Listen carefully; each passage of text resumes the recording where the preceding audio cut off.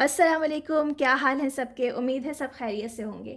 आज की वीडियो मेरी उन बहनों के लिए है जो बच्चों को घर में पढ़ा रही हैं या स्कूल क्योंकि कोविड की वजह से बंद हुए हुए हैं, तो उसमें उन्हें हेल्प करनी पड़ रही है छोटे बच्चों को घर में पढ़ाने को।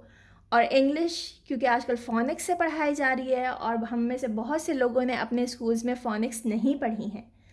तो फ़ोनिक्स क्या है, किस तरह पढ़ानी चाहिए, क्या इनका सिस्टम, क्या इनका मेथड होना चाहिए, उसका एक ओवरव्यू मैं आज आपको दूंगी। और इसके बाद हर फ़ोनिक्स के फेस पे मैं वीडियो बना के इंशाल्लाह अपलोड करती रहूँगी। सही है। ये वीडियो आपको मेरे दूसरे चैनल पे भी मिल जाएगी जहाँ पे मैंने इंग्लिश में इसको एक्सप्लेन किया है। तो चलें आज की वीडियो स्टार्ट करते हैं। There are 6 phases of phonics. ठीक है, फोनिक्स के 6 फेसेस होते हैं। सबसे पहले फेस में हम बच्चे को डिफरेंट एक्टिविटीज़ करवा के उसकी लिसनिंग को बेहतर करते हैं। अब वो एक्टिविटीज़ क्या होती हैं, कैसे होती हैं, इसके लिए आपको नेक्स्ट वीडियो देखनी होगी। ठीक है, इस फेज का एज ग्रुप 2 to 3 ईयर्स है। ठीक है, 2 साल के बच्चे को आप ये वाले फोनिक्स कराना शुरू कर देंगे। और आपको बताऊं कि इसके अंदर लेटर साउंड्स नहीं पढ़ाई जाती हैं। 2 साल से 3 साल के बच्चे को डायरेक्टली लेटर साउंड्स नहीं पढ़ाई जाती हैं, उनको सिर्फ तैयार किया जाता है। ये प्रिपरेशन पीरियड होता है फॉर लेटर साउंड्स, राइट।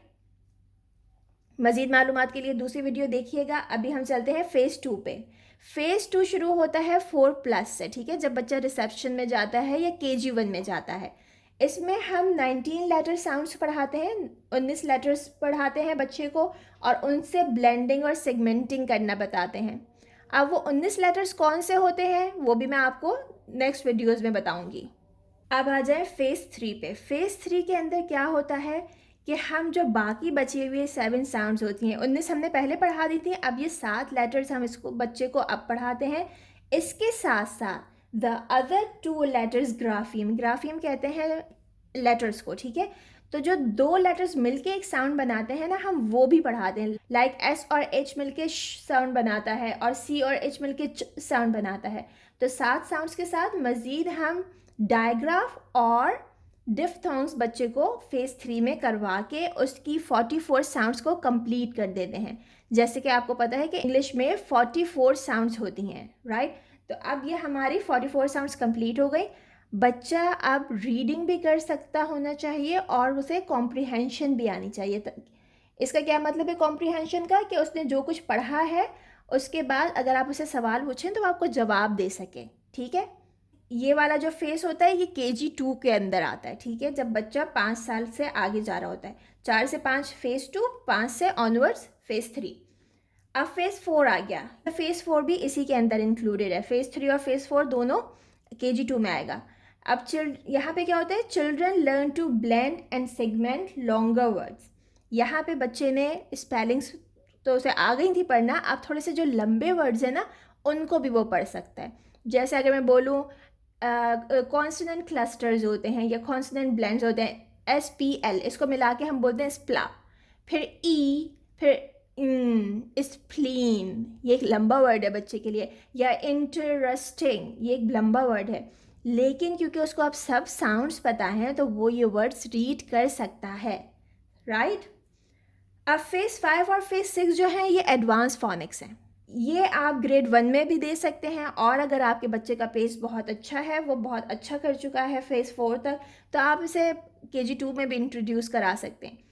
लेकिन यूजुअली हम इसको जो है ग्रेड 1 में इंट्रोड्यूस कराते हैं। And these are alternative spellings and different ways of pronouncing the grapheme they already no.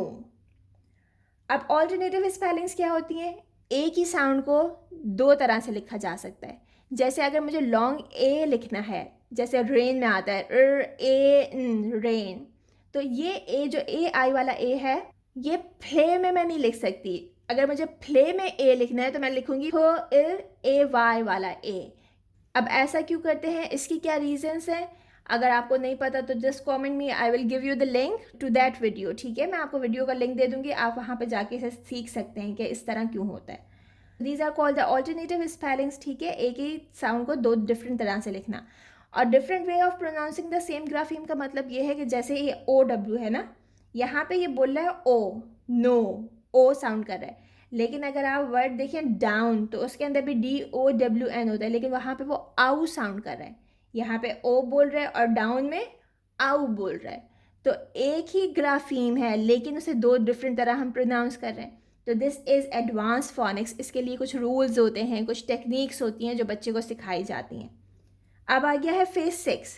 इसके अंदर क्या होता है, हम स्पेलिंग्स पे मज़ीद काम करते हैं, बच्चों को प्रीफिक्सेस और सफिक्सेस जोड़ना बताते हैं, doubling and dropping of letters, यानी कि सब स्पेलिंग के रूल्स होते हैं जो हम बच्चे को अब सिखाएंगे। ठीक है, तो ये एक सिस्टमेटिक तरीका है फोनिक्स को लेके चलने का। अगर आप इसको फॉलो करना चाहते हैं और सीखना चाहते हैं तो चैनल को सब्सक्राइब करें और आगे आने वाली वीडियोस को देखते रहें। इंशाल्लाह जल्दी मैं फेज़ 1 की वीडियो अपलोड कर दूँगी, उसके बाद फेज़ 2, 3, 4, 5, 6 सबको डिटेल में आपको बताऊंगी ताकि आपको खुद पता चल जाए कि आपको पढ़ाना कैसे है बच्चे को। इंशाल्लाह मिलते हैं फिर नेक्स्ट वीडियो में। अपना ख्याल रखिएगा, दुआओं में याद रखिएगा। अल्लाह हाफ़िज़।